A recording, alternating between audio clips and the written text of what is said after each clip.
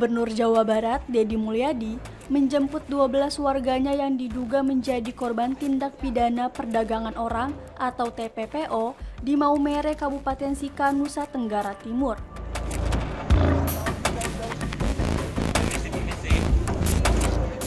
Deddy Mulyadi mengatakan, 12 warganya yang menjadi pemandu karaoke itu dikembalikan ke Jawa Barat.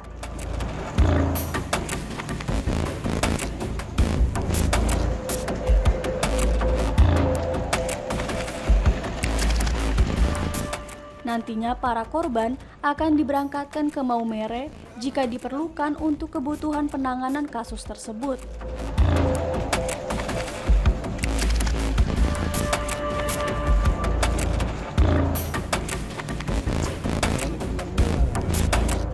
Para korban mengaku siap untuk mengikuti proses penanganan perkara dugaan TPPO tersebut.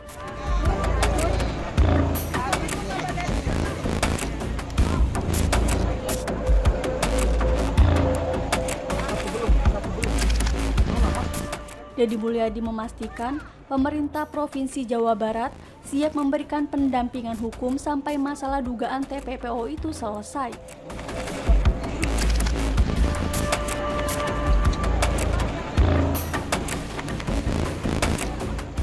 Ia mengatakan para korban tidak mendapatkan kejelasan soal upah selama bekerja serta mendapatkan perlakuan kekerasan saat bekerja.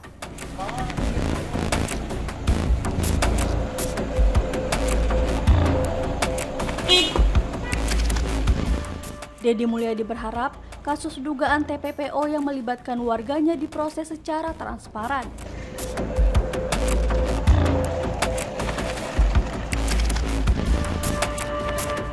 Rangka memastikan yang 13 korban ini dalam keadaan sehat, dalam keadaan selamat, dan dalam keadaan baik, sehingga mereka bisa kembali ke Jawa Barat, tetapi proses hukumnya tetap berlanjut dan mereka memiliki kesiapan untuk terus mengikuti proses penanganan perkara ini dari mulai penyelidikan, sekarang sudah penyidikan, penetapan tersangka, kemudian mereka melengkapi berkas nanti di kejaksaan kalau diperlukan menjadi saksi di pengadilan. Jadi saya memastikan bahwa seluruh proses itu pemerintah Provinsi Jawa Barat bersedia melakukan pendampingan sampai masalah ini selesai. Jadi hari ini pasti dibawa pulang semua? Mereka hari ini pulang dulu. Nah kemudian setelah itu mereka akan kembali berdasarkan kebutuhan penanganan perkara tersebut. Pak Gub, berapa orang yang akan dibawa pulang hari 13 ini? orang. 13 atau 10 orang Pak Gub yang masih ada? Karena ada yang sudah kembali Pak Gub. Tinggal 12 orang pas satu pesawat. 12 orang. Berarti bahwa hari ini 12 orang yang Pak Gub. Iya, 12 orang. Pak Gub, ini kan di Maumere ini kan bukan hanya di pub Eltras saja Pak. Banyak warga Bapak yang berada di tempat-tempat kafe-kafe itu. Apakah Pak Gub hanya mengambil mereka yang 13 ini atau membawa semua? Kalau orang bekerja tidak bermasalah, tidak ada masalah. Dia bekerja dimanapun. Yang kita tangani adalah orang bekerja mengalami masalah. Sejauh ini masalah apa yang Pak informasi? Masalah yang tahu adalah nanti penyidik yang menyampaikan. Saya sendiri kan, tetapi yang paling utama kalau keluhan mereka kan merasa mendapat pertama dari sisi ketenagakerjaan tidak memiliki kepastian tentang besaran upah yang diterima. Yang kedua, mereka mendapat perlakuan kekerasan saat bekerja.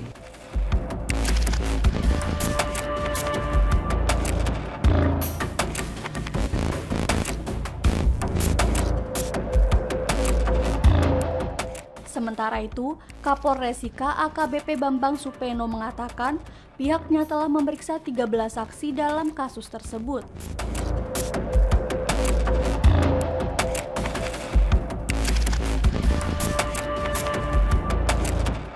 AKBP Bambang menyebut pihaknya akan menetapkan pemilik klub malam sebagai tersangka setelah dilakukan gelar perkara.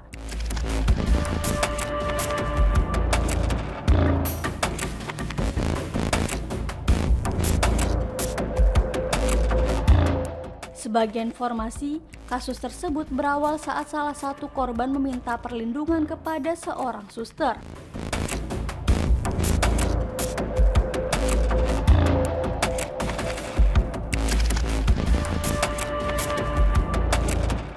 Korban mengaku mendapatkan perlakuan yang tidak manusiawi dari pengelola klub malam tersebut.